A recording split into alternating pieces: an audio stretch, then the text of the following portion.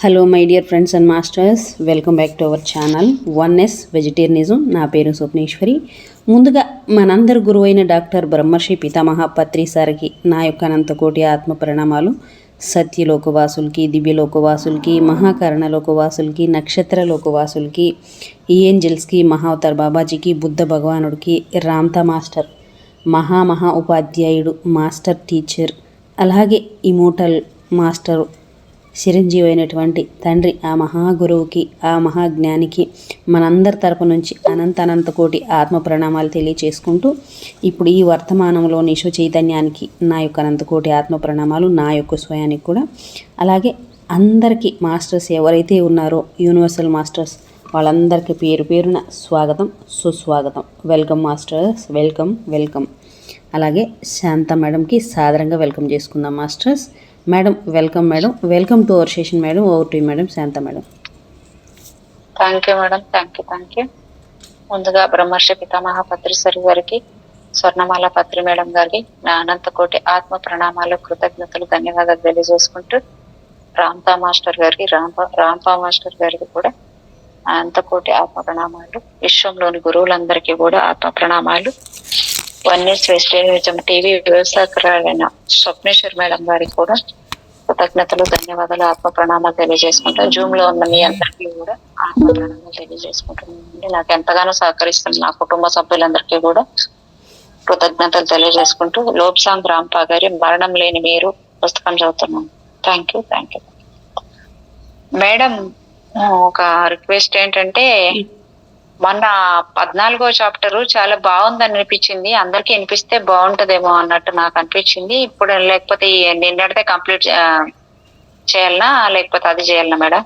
లేదు మేడం, ఇప్పుడు ఎక్కడ దాకా జరిగిందో అక్కడి నుంచి చేయండి. అది మళ్ళీ కావాలంటే అయిపోయినాక మళ్ళీ రిపీట్ చేద్దాము, లేదంటే ఆ వీడియోలు కావాలంటే పెడదాము. Okay madam. ఓకే.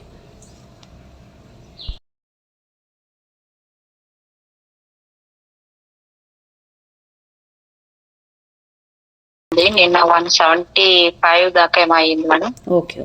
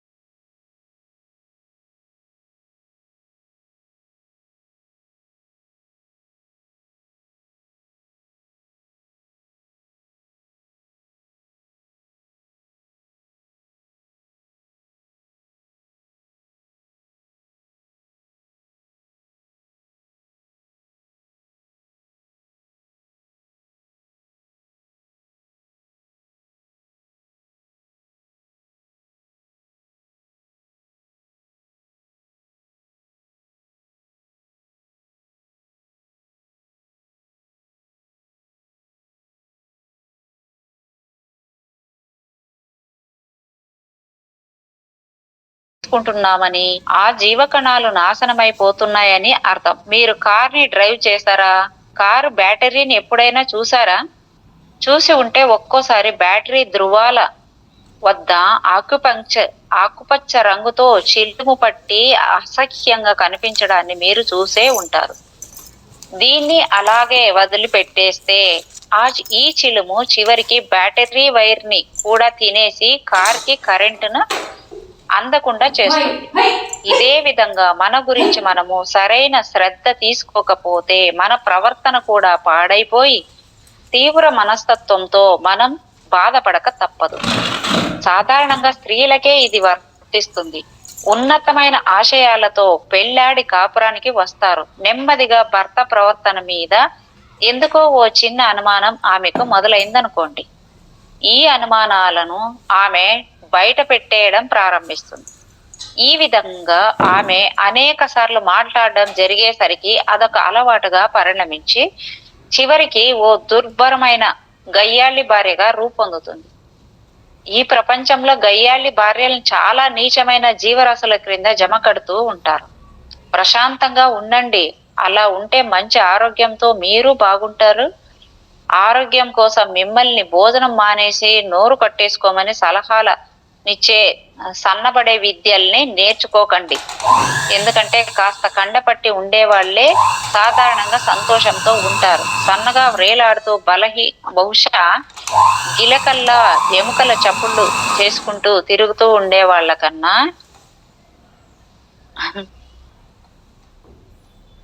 ఇక మధ్య మార్గం విషయానికి వద్దాం. ప్రతి ఒక్కరూ ఎల్లవేళలా తమ శక్తి కొద్దీ చక్కగా పనిచేస్తూ ఉండాలన్న విషయం సరైనదే. తమ శక్తికి అతీతంగా ఎవ్వరూ సవ్యమైన పద్ధతిలో పనులను నిర్వర్తించలేరు. అనవసరంగా అలసిపోవడం ఒక్కటే మిగులుతుంది. అలా ఒళ్ళు విరుచుకొని పని చేసినప్పుడు ఓ విద్యుత్ ఉత్పత్తి కేంద్రాన్ని గురించి ఆలోచిద్దాం. కొన్ని వేల లేక లక్షల బల్బుల్ని వెలిగించడానికి చాలినంత విద్యుత్తును ఉత్పత్తి చేయగలిగిన సామర్థ్యం ఆ కేంద్రంలోని జనరేటర్కు ఉందని అనుకుందాం. అలాంటి జనరేటర్ ని ఇంకా ఎక్కువ వేగంతో మనము పని చేయించామనుకోండి, అప్పుడు విద్యుద్వాదన బాగా ఎక్కువ అవుతుంది. విద్యుత్ ఉత్పాదన ఈ మొత్తము కరెంటును ఉన్న బల్బులు పూర్తిగా వినియోగించుకోలేవు. అధికంగా ఉత్పత్తి అయిన తోడుగా అనవసరంగా తన సామరస్యాన్ని మించి పనిచేస్తూ ఉన్న ఆ జనరేటరు పాడయ్యే ప్రమాదం కూడా ఉండనే ఉంటుంది. ఈ విషయాన్నే మరో విధంగా గమనిద్దాం. మీ కారులో మీరు గంటకు 30 మైళ్ళ వేగంతో వెళ్దామని అనుకుంటున్నారు అనుకోండి. అంటే చాలా మంది ఇంకా ఎక్కువ వేగంతో వెళ్ళాలని ఉవ్విళ్ళూరుతూ ఉంటారు. మన ఈ ఉదాహరణకి 30 మైళ్ళ వేగం చాలు అన్నట్లుగా చెప్తున్నారేనా. మీరు వివేకవంతులైతే టాప్ గేర్ వేసుకుని సునాయాసంగా కారు చక్రాలు దొర్లుతూ ఉండగా ఆ వేగంతో హుషారుగా సాగిపోతూ ఉంటారు. ఇంజన్ నెమ్మదిగా పనిచేస్తూ ఉంటుంది కనుక దాని మీద అధిక భారం పడే అవకాశమే లేదు.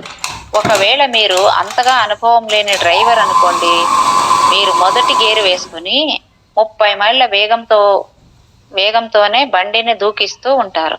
అప్పుడు మీ కారు ఇంజను టాప్ గేర్లో ఉన్నప్పటికన్నా సుమారు 5-6 రెట్లు ఎక్కువ శక్తితో గొప్ప చప్పుడుతో బోలెడు పెట్రోల్ని ధారాళంగా తగలబెడుతూ టాప్ గేర్లో మీరు ఏ లక్ష్యాన్ని సాధించారో అదే లక్ష్యాన్ని సాధిస్తుంది. కాబట్టి మధ్య మార్గం అంటే వివేకవంతమైన ఆలోచనతో మనమే నిర్ణయించుకున్న తగిన పద్ధతి అని అర్థం చేసుకోవచ్చు. నిర్ణయించుకున్న లక్ష్యాన్ని సాధించడానికి ఎంత శక్తి శ్రమ అవసరం అవుతుందో అంతే ఖర్చు చేస్తూ అనవసరంగా మీ జీవితాన్ని వృధా చేసుకోక, అనవసరంగా మీ శక్తిని విపరీతంగా పని చేయకుండా ప్రవర్తించడమే మధ్య మార్గం. చాలా మంది ఏమనుకుంటూ ఉంటారంటే తాము బాగా కష్టించి నిరంతరం పనిచేస్తూ ఉండాలని, ఎంత గొప్ప స్థాయి తమకు లభిస్తుందని అనుకుంటూ ఉంటారు. ఈ అభిప్రాయం ఎంత మాత్రమో సరికాదు. పని జరగడానికి ఎంత శ్రమ అవసరం అవుతుందో ఆ మాటలను పదే పదే మేము ఇక చెప్పలేము. అంత శ్రమను మాత్రమే పడాల్సి ఉంటుంది. ఇక విశ్రాంతి సంగతికి వద్దాం. మనం మొదట్లోనే అనుకున్నట్లు విశ్రాంతి, పునఃసృష్టి రెండూ ఒకే లక్ష్యాన్ని సాధిస్తాయి. మనం బాగా అలసిపోయాం అని చెబుతూ ఉన్నప్పుడు మన శరీరంలోని ఒక అవయవంలోని ఓ చోటులోని కొన్ని కండరాలు మాత్రమే అలసిపోయాయి అని అర్థం. ఉదాహరణకు మనం ఓ చేతిని మరీ ఎక్కువ సార్లు ఎత్తుతూ ఉన్నామనుకోండి, బహుశా ఇటుకరాళ్లనో పుస్తకాలలోనో పైకెత్తి సర్దుతూ ఉన్నామనుకోండి, అప్పుడు ఆ చెయ్యి అలసిపోయి నొప్పి పుట్టుకుంటుంది. మన చెయ్యి అలసిపోయిందే తప్ప మన కాళ్ళు, కళ్ళు, చెవులు అలసిపోకుండా ఉన్నాయి కదా. కాబట్టి మనం పునఃసృష్టి చేసుకుందాం. సరదాగా ఎక్కడికైనా నడుస్తూ లేక శ్రావ్యమైన సంగీతాన్ని వింటూ లేక ఓ మంచి పుస్తకాన్ని చదువుతూ ఈ పనుల్లో ఏదో ఒకదాన్ని మనము చేస్తున్నప్పుడు మనం వేరే నరాలని వేరే కండరాలను ఉపయోగిస్తూ ఉంటాం. అంతేకాకుండా అలసిపోయి ఉన్న కండరాలలో అత్యధిక మోతాదులో నిల్వ ఉన్న నరాల విద్యుత్తును కూడా బయటికి లాక్కొచ్చి ఖర్చు చేస్తాం. కాబట్టి విశ్రాంతి అంటే రీక్రియేషన్ ద్వారా మిమ్మల్ని మీరు పునఃసృష్టించుకుంటారు. ఆరాలను చూడటానికి మీరు అమితంగా శ్రమ పడుతున్నారా? ఇంకా ఎత్రికను చూసే ప్రయత్నాన్ని చేస్తూనే ఉన్నారా? బహుశా మరీ ఎక్కువగా మీరు ప్రయత్నిస్తున్నారేమో. మీరు అభిలషిస్తున్న విజయం ఉత్తీర్ణత మీకు ఇంకా కలగకుండా ఉంటే నిస్పృహ చెందకండి. మీకు విజయం సిద్ధించడానికి ఇంకా సమయం కావాలి. మీకు అచంచల విశ్వాసం కావాలి. అయితే ఆ చిరకాలంలో విజయం తప్పక లభిస్తుంది. మీరు ఎప్పుడు ప్రయత్నించని పనిని ఇప్పుడు చేస్తున్నారు. రేపొద్దున నిద్ర లేచేసరికి మీరు ఓ డాక్టరో లాయరో గొప్ప చిత్రకారుడో అయిపోవాలని మీరు అనుకోరు. మీరు ఒక లాయర్ అవ్వాలని అనుకుంటే ముందుగా ఓ స్కూల్కి, ఆ తర్వాత హై స్కూల్కి, ఆ తర్వాత ఓ యూనివర్సిటీకి వెళ్ళాల్సి ఉంటుంది. చాలా సమయాన్ని వెచ్చించాల్సి ఉంటుంది. కొన్ని సంవత్సరాలు పట్టవచ్చు. మనస్ఫూర్తిగా తదేక ధ్యానంతో రోజుకు అనేక గంటలు, ఇంకా ఎక్కువ గంటలు శ్రమ రాత్రిపూట కూడా పడాల్సి రావచ్చు. ఇంత ప్రయత్నం జరిగాకే మీ లక్ష్యం నెరవేరుతుంది. ఏమిటా లక్ష్యం? లాయర్ కావడమా, డాక్టర్ కావడమా, ఓ స్టాక్ బ్రోకర్ కావడమా? ఈ ప్రయత్నాలన్నింటినీ మదిస్తే తేలే విషయం ఒకటి ఉంది. ఫలితాలు ఒక రోజులో కనిపించవు అని భారతీయ వేదాంతాల్లో ఈ బోధనే మళ్ళీ మళ్ళీ చెప్పబడుతోంది. యోగ దృష్టిని సాధించాలని అనుకునేవాడు 10 సంవత్సరాల కాలం కంటే తక్కువలో అది సిద్ధిస్తుందని అనుకోవడానికి వీల్లేదని, అలాంటి వాటి కోసం సులభ పద్ధతిలో ప్రయత్నించవద్దని, ఏ మనిషి యోగ దృష్టిని పొందడానికి సిద్ధంగా ఉంటాడో అతడే యోగ దృష్టితో చూడగలడు. అయితే ఒక్క రాత్రిలో మాత్రం ఫలితాలు కనిపించవు.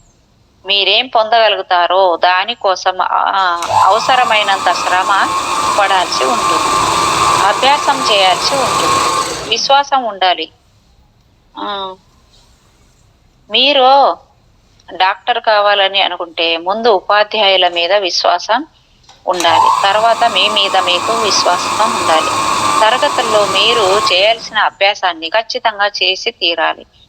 ఇంత చేసిన డాక్టర్ కావడానికి మీకు సంవత్సరాలు పడుతుంది. మీరు మా దగ్గర విద్యను అభ్యసిస్తూ ఉన్నారు కదా, ఆరాలను చూడాలని ప్రయత్నిస్తున్నారు కదా. ఎంతసేపు ప్రయత్నిస్తున్నారు? వారానికి 2 గంటలా, వారానికి 4 గంటలా? ఎంత చేసినా రోజుకు 8 గంటల కన్నా ఎక్కువ ప్రయత్నించడం లేదు కదా. మళ్ళీ ఇంటి దగ్గర హోంవర్క్ చేయడం లేదు కదా. కనుక ఓర్పు వహించండి. ఎందుకంటే మీకు ఓర్పు, అచంచల విశ్వాసము ఉంటే మీకు ఆరాలు కనిపించగలవు. ఎందుకంటే అర్హత ఉన్న వారికి అవి కనిపించి తీరుతాయి కాబట్టి. చాలా కాలం నుంచి అనేక ప్రపంచ దేశాలన్నింటి నుంచి, ఐరన్ కర్టెన్ వెనుక ఉన్న దేశాల నుంచి కూడా అనేక ఉత్తర ప్రత్యుత్తరాలు జరుగుతున్నాయి. మాకు మా సాధనలకు మధ్య ఆస్ట్రేలియాలో ఓ చిన్నపిల్లకి చక్కటి యోగ దృష్టిని సిద్ధించడం మాకు తెలుసు. ఈ అమ్మాయి తనకున్న శక్తుల్ని దాచి ఉంచుకోవాల్సిన పరిస్థితులు ఎదురవుతున్నానన్నాయి. తన బంధువులు ఏమనుకుంటున్నారో ఆమెకు తెలిసిపోతుందని ఆమె అన్నప్పుడు ఆమె వద్ద విచిత్రమైంది ఏదో ఉందని అనుకోవడం ప్రారంభించారు. వాళ్ళ ఆరోగ్య పరిస్థితిని కూడా ఆ అమ్మాయికి స్పష్టంగా గోచరమయ్యేది. కెనడాలోని టొరంటో నగరంలో నివసించే ఓ ఆవిడ కేవలం కొద్ది వారాల్లోనే ఎతిరిక్ని చూడగలిగింది. వ్రేళ్ల చివర్ల నుంచి చిమ్ముకొచ్చే ఎతిరిక్నని ఆమె చూడగలుగుతుండడమే కాక తల మీద తేలియాడుతున్న ఓ కమలాన్ని దర్శించగలుగుతోంది. ప్రస్తుతం ఆమె ఆరాలను కూడా చూడగల అదృష్టవంతురాలు. తాను ఓ చిత్రకారిని కూడా కనుక తాను చూసిన పువ్వుల చుట్టూ కనిపించిన ఆరాల చిత్రాలను ఆవిడ గీయగలుగుతుంది. ఈ యోగ దృష్టి ఏదో ఒక దేశానికి పరిమితమని మీరు అనుకోకుండా ఉండగలిగేలా నిరూపించేందుకు యుగోస్లేవియా నుంచి ఓ ప్రతిభావంతురాలైన యువతి రాసిన ఉత్తరాన్ని మీ ముందు ఉంచుతున్నా. ఓ పాఠ్యాంశంలో ఆమె అనుభవాల గురించి ప్రస్తావించాలని నిర్ణయించగా విషయం గురించి ఆమెకు ఉత్తరం రాస్తే అందుకు సమ్మతించి ఆమె రాసి పంపిన ఉత్తరం ఇది. అందరికీ సులభంగా అర్థమయ్యే విధంగా కొంత భాషను మాత్రం మేము సవరించాల్సి వచ్చింది. ఇదిగో చదవండి. ప్రపంచం మీద ఉన్న నా డియర్ ఫ్రెండ్స్ కు మనం నిజంగా ఎలాంటి సమయాల్లో ఉన్నాము అంటే, ఇది రోజు మనల్ని ఉండాలా ఉండకూడదా అని అడుగుతూ ఉంది. ఇంకా అందరికీ సోమరిపోతుల్లాగా వెచ్చగా ఉన్న స్టవ్ పక్కన పిల్లిలాగా ఒదిగి కూర్చునే టైం దాటిపోయింది. ఈ జీవితము అనంత తత్వము కూడా మనల్ని ఓ ప్రశ్నను అడుగుతూ ఉన్నాయి. అవునా లేక కాదా, ఏం అవునో లేక ఏం కాదో మనకు అర్థం ఎలా అవుతుంది అంటే, ఇంకా ఆత్మను పస్తులు పెడుతూ శరీరాన్ని రోగిష్టిగానే చేస్తూ ఉందామా, లేక కాస్త ఆత్మకు పోషక పదార్థాలు ఇస్తూ తద్వారా శరీరాన్ని ఆరోగ్యంగా అందంగా సమతుల్యంగా ఉంచుకుందాం. అవునా? నేనెందుకు ఎప్పుడు కనిపించని సర్జన్లు శరీరంలోంచి పీకి ఓ ప్లేటులో పెట్టి మనకు చూపించలేని ఆత్మ గురించే మాట్లాడుతూ ఉంటాము. ప్రియ స్నేహితులారా, ఆత్మ ఉందని మీరు నమ్మినా గాని నమ్మకున్నా గాని ఆత్మ అనేది ఉంది. దయచేసి ఓ నిమిషం సమయాన్ని ఇవ్వగలరా? సినిమాకు, ఫుట్బాల్ మ్యాచ్కు పరిగెత్తకండి, మోటార్ కారు దగ్గరికి వెళ్ళకండి. ఒక్క క్షణం వినండి, ఎందుకంటే ఇది చాలా ముఖ్యం. నిజంగా ప్రపంచానికి పడమటి వైపు ఉన్న దేశాల్లో ఎక్కువ మంది కనిపించరు అని అందరూ చెప్పుకునే ఇంకో ప్రపంచాన్ని చూడలేరు. మనుషుల ఆరాలు కూడా వాళ్ళకి కనిపించవు. ఆత్మ అన్నది ఎప్పటికీ ఉండి అలజడి చెందని మనలో ఒక భాగం. మన పైన ఉన్న శరీరం ఇది లేకుండా మనం ఉండలేం. నాకు చిన్నప్పటి నుంచి ఆరాలు కనిపించే శక్తి ఉంది. చిన్నప్పుడు అందరికీ నాకు కనిపించినట్టే కనిపిస్తుందని అనుకునేవా దాన్ని. కానీ అందరూ నన్ను అబద్ధాల కోరు అని అనడం వల్ల నాకు పిచ్చి ఉందని తీర్మానం చేశారు. కాబట్టి నాకు కనిపించినట్లు వాళ్లకు కనపడటం లేదని నాకు అర్థమైంది. నేను ఏ పద్ధతిలో వెళ్తున్నారో చూపిస్తున్నారు. మీరు ఎప్పుడైనా చెట్టు లోపల కనిపించే రంగులని చూసారా?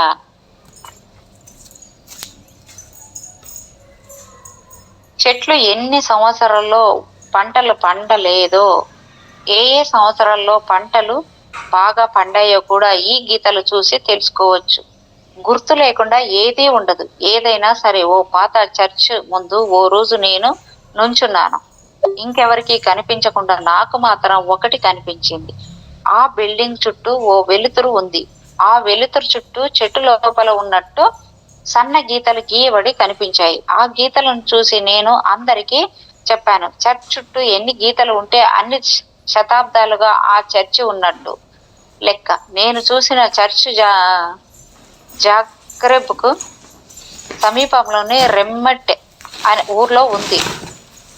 జాగ్రెబ్ క్రొయేషియా రాజధాని. అప్పటి నుంచి అన్ని పాత బిల్డింగుల చుట్టూ గీతలు ఉన్న గీతలను చూసి ఆయా బిల్డింగుల వయసు ఎంతో నేను చెప్పగలిగేదాన్ని. ఒక ఫ్రెండ్ ఒక రోజు నన్ను అడిగింది, ఈ చిన్న చర్చ్ వయసు ఎంత అని. నాకేం కనిపించడం లేదు.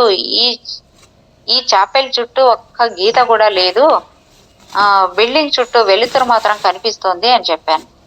ఆల్ రైట్, ఈ చర్చ్ కట్టి ఇంకా 100 ఏళ్ళు కాలేదు అని నా ఫ్రెండ్ ఒప్పుకుంది.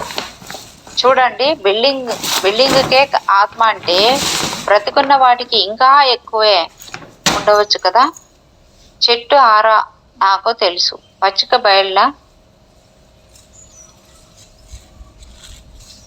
బయళ్ళ పూల ఆరాలు నాకు తెలుసు. ముఖ్యంగా సూర్యుడు అస్తమిస్తున్న వేళల్లో. అలాగే ప్రతి జీవి చుట్టూ, మీ కుక్క చుట్టూ, మీ పిల్లి చుట్టూ.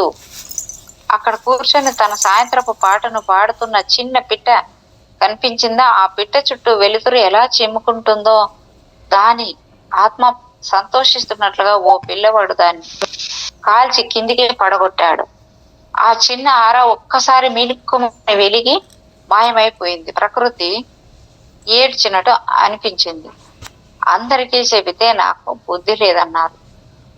నా 18వ ఏట పెద్ద అద్దం ముందు నేను నుంచున్నాను.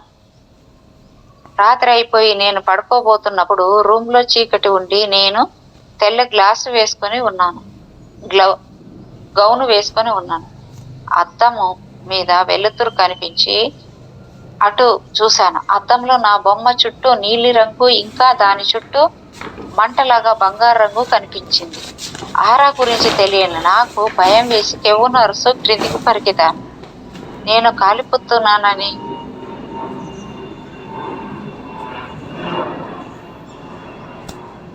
దాని ఆరా గురించి నేను కాలిపోతున్నాను అని కేకలేసుకుంటూ అయినా నాకేమీ బాధ లేదు. కానీ ఏంటది? అమ్మ నాన్న లైట్ వేసి చూశారు. వాళ్లకు ఏమీ కనపడలేదు. కానీ లైట్ ఆపేయగానే వాళ్ళకు కూడా నా చుట్టూ మంట కనిపించింది. మా పని మనిషి పైకొచ్చి చూసి భయపడిపోయి అరిచి వెనక్కు తిరిగి పారిపోయింది. అప్పుడు నాకు గుర్తొచ్చింది ఇతర జీవుల చుట్టూ వెలుతురు కనిపించే సంగతి. నా చుట్టూ కూడా ఇది నేను కూడా విన్నాను మేడం. ఎక్కడో కానీ భయపడిపోతారు ఈ మాదిరిగా కనపడితే. అమ్మో నాకేం మంటలు వచ్చేసి నేనంతా కాలిపోతున్నానని చెప్పేసి భయపడిపోతారనమాట. అట్లని చేస్తూ ఉంటే కళ్ళు ఇది రియల్గానే ఇది విన్నాను నేను ఈ అనుభవం. అంటే బుక్ కాదు, ఎవరో చెప్పారు, ఎక్కడో ఏంది గుర్తులేదు కానీ విన్నాను రియల్గానే ఇలాంటి అనుభవం. ధ్యానంలో కూర్చుంటే అలా కనపడిందంట వాళ్ళకి. అలా కనపడితే భయపడిపోయి అమ్మో నేను కాలిపోతున్నాను అని చెప్పేసి మళ్ళీ ధ్యానం చేయడం మానేశారు. విన్నా నేను ఎక్కడో గుర్తులేదు కానీ విన్నాను. అదే మేడం. మా పని మనిషి పైకొచ్చి చూసి భయపడిపోయి అరిచి వెనక్కి తిరిగి పారిపోయింది. అప్పుడు నాకు గుర్తొచ్చింది ఇతర జీవుల చుట్టూ వెలుతురు కనిపించే సంగతి. నా చుట్టూ కూడా ఈ వెలుతురు కనిపించడం ప్రత్యేకంగా అనిపించింది. అప్పుడు నాకు నిజంగా భయం కలిగింది. మా నాన్న లైట్ ఆపగానే నా చుట్టూ మంట కనిపించేది. లైట్ వేగానే మాయమై పోయేది. ఆయన చాలా సార్లు లైట్ ఆపి వేసి పరీక్ష చేసాడు. ప్రతి సారి అదే మాదిరి అడిగింది. భయం అంటే ఏమిటో మీకు తెలుసా? యుద్ధం జరుగుతూ ఉన్నప్పుడు పైన ఎగురుతున్న విమానాల్లోంచి బాంబులు క్రింద పడి పేలుతుంటే పరుగులు తీసి నా దేశపు సైనికుల ఆరాలను చూస్తే భయం కలుగుతూ ఉండేది. రెండో ప్రపంచ యుద్ధాల కాలంలో నానీల పాలన రోజుల్లో నన్ను ఓ జర్మన్ జైల్లో చావు నిర్ణయింపబడి ఉండేవాళ్ల కోసం ఉపయోగించే సెల్లో ఉండాల్సి వచ్చింది. నన్ను హింసించి నా నుంచి రహస్యాలని బయటకు తాగేందుకు ఓ గదిలో నన్ను తీసుకెళ్లారు. అక్కడ హింసింపబడుతున్న కొందరు యుద్ధ ఖైదీలు ఉన్నారు. వాళ్ళ హింసలకు తట్టుకోలేక భయంకరంగా అరుస్తున్నప్పుడు వాళ్ళ ఆరాలను గమనించాను. ఘోరంగా కనిపించాయి. శరీరాల చుట్టూ చాలా పలచగా ఏమాత్రం కాంతి లేకుండా దాదాపు మాయమైపోయినట్లు కనిపించాయి. కానీ ఆరాలు అప్పుడే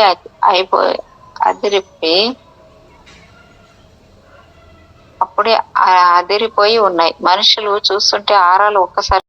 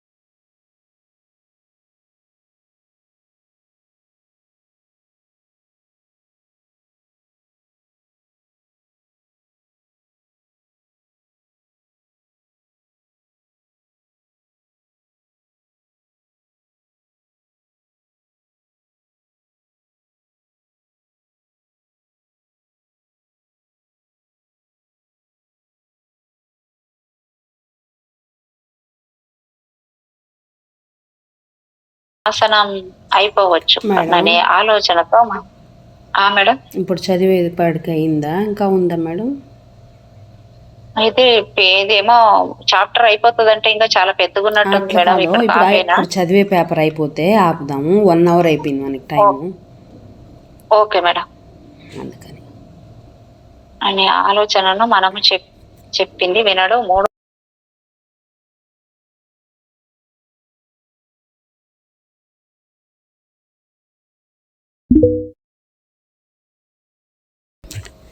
okay madam, thank you madam, thank you so much. Thank you. ఈ వర్తమాన క్షణంలోని చైతన్యానికి, పరమ గురుమండలందరికీ మరొకసారి పేరు పేరున హృదయపూర్వకంగా కృతజ్ఞతలు తెలియజేసుకుంటూ, మీకు కూడా నా యొక్క హృదయపూర్వకమైన కృతజ్ఞతలు madam. Thank you so much.